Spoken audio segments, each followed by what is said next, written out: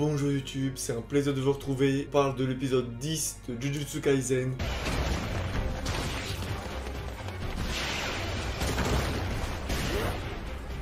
Pour moi il est déjà 1h du matin, je vais essayer de faire un truc concis, bien propre. Voilà, voilà, c'est bon, on y va. N'oubliez pas de vous abonner, regarder mes autres views et de me dire dans les commentaires ce que vous avez pensé de ma vidéo et de l'épisode. Je réponds à tous les commentaires, merci pour tout, ça vous prend 2 secondes. On commence. On commence sur au moins 4 ou 5 minutes où on revient dans le passé encore de Junpei. Comment ça s'appelle? Oui, c'est ça, Junpei. On vient dans le passé de Junpei comme quoi il a encore des problèmes avec les lycéens. Et je trouve que dans le contexte actuel, sachant qu'on vient de faire un épisode on vient juste de sortir un truc dessus et on fait un demi-épisode pardon, sur sa gueule, ça sert strictement à rien. Surtout que ça a rien apporté en plus, à part l'introduction de ce monologue qui était très chiant. C'est pas utile de nous remettre encore un flashback ou un truc qui s'est passé dans le passé sur le fait qu'il ait été maltraité, sachant qu'on a très bien compris l'épisode précédent. Franchement, à quoi ça sert? Est-ce que ça servira parce qu'il va tuer ces lycéens en question? Je sais même pas si ça servira à grand chose, mais surtout qu'en plus, encore plus tard, au moment où on revoit son prof, il revient sur encore des flashbacks. On nous fait une Sasuke de Naruto. Bref, en tout cas, derrière ça, on continue, on coule de source sur un monologue très chiant et au vu que j'étais un peu fatigué, j'ai pas du tout suivi sur le fait de oui, il faut être indifférent, mais finalement, tout ça pour conclure que l'indifférence c'est faux et il faut exprimer ses sentiments dès qu'on veut un truc, il faut. Bon, très relou. La seule chose qui était bien dans ce monologue partagé entre lui et Mahito, entre Junpei et Mahito, c'était que Mahito nous a dévoilé son pouvoir. Il modifie le corps en modifiant l'âme, c'est tout ce que j'ai compris. En tout cas, dès qu'il touche le corps, comme l'âme englobe le corps, ça lui permet de modifier l'âme et du coup le corps suit. Voilà, vous avez compris. On voit qu'il essaie de faire un maximum en plus large et un plus petit humain modifiable. C'est très chelou de dire des choses comme ça. Heureusement que personne parle français ici.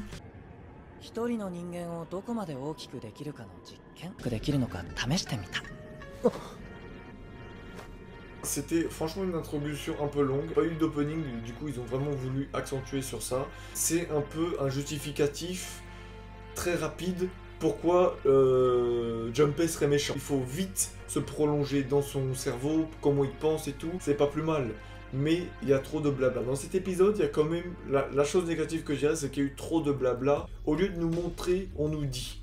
Et c'est jamais bon quand ça parle trop. Par exemple, tout faire le monologue avec Junpei par rapport à ce qui il sait pas s'il doit ressortir de l'indifférence ou non. On n'avait même pas besoin de le marquer. Avec tout ce qui s'est passé de l'épisode précédent et à la rigueur tu mets juste le flashback, tu n'avais rien besoin de rajouter. On comprend le pourquoi, on comprend, et encore tu fais ça, tu peux le dire plus directement. Quand il voit la personne qui est énorme et qui dit juste ouais bah je suis indifférent parce que voilà, et le gars il lui dit juste t'es indifférent de tout, mais pourtant tu veux te venger. Ça aurait juste suffi, pas besoin de faire un monologue à 2 balles avant ça. La seule chose aussi, j'ai oublié dans le monologue qui est intéressant, c'est que pour moi, on peut utiliser ça, je sais pas si ça va être le cas. On parle de la mère de Junpei.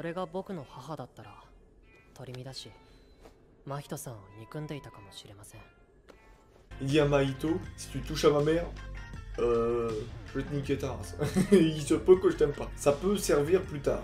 On remet ça de côté. Que je trouve un peu trop de blabla pour des choses, des fois, faudrait un peu plus y aller. Et c'est pour ça que j'ai eu cette sensation dans cet épisode de pas du tout avancer. Quand tu compares de l'épisode précédent où il y a une enquête et tout, scène de crime, il faut suivre quelqu'un, il y a des plans, on passe de, entre guillemets, une journée quasiment complète, et là on passe sur un animé qui dans le temps doit faire 10 minutes, même pas. Du coup, un peu long, surtout pour un shonen qui, pour ses débuts, doit quand même faire vite. Un tournoi qui nous attend, il y a des choses qui doivent se passer. Je vais faire en 2 catégories. Je vais faire d'abord le côté Junpei et Yuji.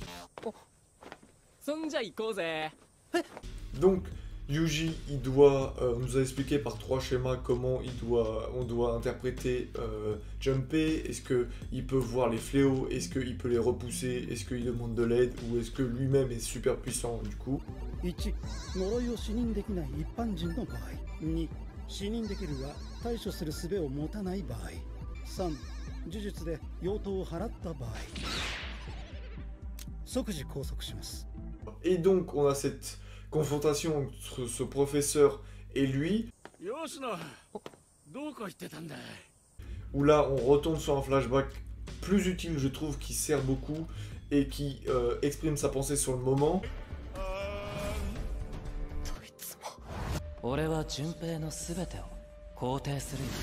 On sent quasiment, il est là, il est prêt à franchir le pas. Donc, je pense que c'est peut-être une erreur, commence déjà à avoir des pouvoirs occultes. J'espère que ces pouvoirs occultes sont vraiment nuls, parce que sinon, on part sur des... Tout le respect qu'on a eu du pouvoir occulte pour l'instant de la hiérarchie était très bien maîtrisé. Je trouverais ça un peu, pas ridicule, mais un peu gâché, le fait que lui, d'un coup, il aurait le même niveau que Yuji, alors que ça fait quasiment un mois et demi qu'il s'entraîne et des trucs comme ça, ou qu'il a découvert. Peut-être le fait qu'il voit les choses, qu'il perçoit beaucoup plus facilement les choses tristes et sombres, le rendrait plus facilement puissant, je sais pas, mais en tout cas, j'ai peur, je veux pas qu'il soit trop puissant dès le début. Ma deuxième déception, c'est l'intervention de Yuji, la manière dont ça a été fait. On retourne sur du shonen de base classique, vraiment, Yuji, encore un personnage shonen nul et con, surtout con. Et c'était vraiment dommage d'avoir arrêté ça de cette manière. Ensuite, là où ils se sont rattrapés, par contre, c'est quand Yuji, il lui dit mais t'avais pas l'air d'aimer ce monsieur, donc entre guillemets c'est pas grave si je viens t'aider. Et le mec fait bah comment tu sais que je l'aimais pas. Voilà, le gars il s'en est rendu compte et il sait pas, bon Yuji sait pas mais il a sauvé quand même la vie de ce prof. Et voilà, on est directement, pour moi, ce dialogue là nous a mis directement sur une base de différence sur un même sujet.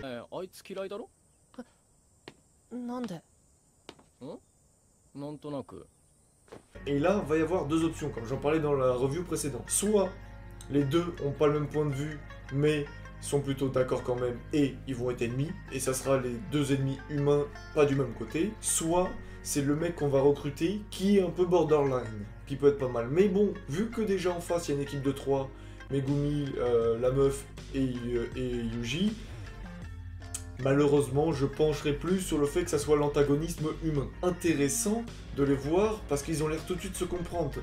Et c'est les meilleurs, comme j'ai dit, c'est les meilleurs combats antagonistes-protagonistes, quand en fait, au fond, ils sont pas si différents. Alors, il faut pas que ça soit gnangnan, mais là, ça part plutôt bien, je trouve.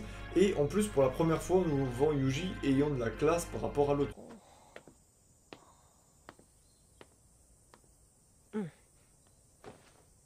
Mais par contre, il l'a reconnu, il sait très bien qu'il vient d'une école d'exorcisme. Je pense qu'il l'a reconnu, comme il a dit, oh, ce bouton, il est particulier ou autre. Ça, c'était le côté Yuji et Junpei. On va aller sur le côté Mahito et Kento, qui font un combat qui est plutôt pauvre pour l'instant, parce qu'on nous prépare le meilleur pour le prochain épisode, je suppose. Encore des petits monologues de Mahito par-ci par-là, qui nous met un peu plus sa caractéristique en jeu. Cependant, ce qui est très intéressant, c'est que Kento, il a dit clairement, il me fait penser à Gato. Gato, putain. Gojo, j'ai dit Gato, bordel. Il me fait penser à Gojo. Il est fort de ouf, mais il est genre facile, il y va tranquille. Il se force pas, quoi, il se force pas.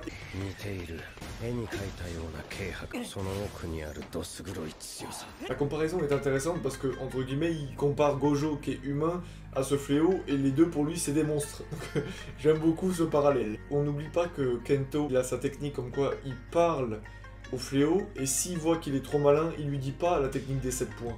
Alors que, justement, dans l'épisode précédent, il disait, ouais, non, mais Ayuji, il le disait, il disait, oui, je peux leur dire la technique, ça changera rien au cours du combat. Là, il a rien dit du tout. Quelque part, nous met une sorte de puissance, une sorte de... sans avoir eu aucune passe de combat, ou que très peu en tout cas, ça nous met une ordre de puissance directe. Tu dis, ah, le mec l'a pas sous-estimé. Ensuite, une chose, voilà, c'est là où l'exemple où je voulais aller, que j'ai pas aimé, c'est qu'au moment où Mahito il touche Kento, et là il commence à lui expliquer, oh mais tu t'es protégé instinctivement par toi-même et au bout de 2-3 fois ça ira. Tais-toi, genre, tu dis, oh t'as réussi à te protéger instinctivement, point, genre, pas besoin de faire une phrase comme si c'était voulu ou autre, c'était trop long, tu vois, tu coupes le combat en plein milieu pour dire des conneries comme ça, c'était pas agréable. Sinon tout le reste du combat était très bien. On voit quand même que Kento il a la classe par ses répliques, par sa manière d'être, j'aime beaucoup le personnage, il me fait beaucoup rire. Mahito est très intéressant aussi par sa modification d'âme, il peut modifier son corps, ce qui est très intéressant aussi. Je vois pas le lien, mais bon, j'ai du mal à me dire que tu peux changer l'âme, mais tout ça le corps et tout. On a aussi un peu ce côté moralité pendant le combat parce que les fléaux sont encore humains, en tout cas l'âme humaine réagit toujours pour certains fléaux quand il les déploie. Et aussi, on utilise ce combat, donc en gros, il a une sorte de mini-humain dans la poche qui balance et qui peut balancer à droite à gauche jusqu'à ce qu'il touche sa cible, que la cible elle-même devient un peu son petit jouet qu'il peut utiliser. On va voir ce que ça va devenir et on nous laisse sur une fin de combat très très alléchante. Est-ce que son vrai pouvoir finalement c'est pas sa cravate ou la cravate n'était pas un catalyseur catalyseur ou justement une sorte d'entrainte à son pouvoir.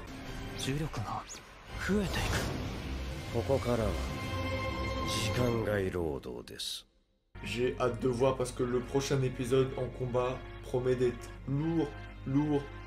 Donc voilà, en fait, cet épisode est déjà fini. En fait, il y avait pas... Comme j'ai dit, il n'y a pas énormément grand chose qui s'est passé non plus. Et il y avait deux camps à aller voir. Donc voilà, j'ai fait cette review. Dites-moi ce que vous en avez pensé. Je pense qu'il n'y a pas grand chose à rajouter.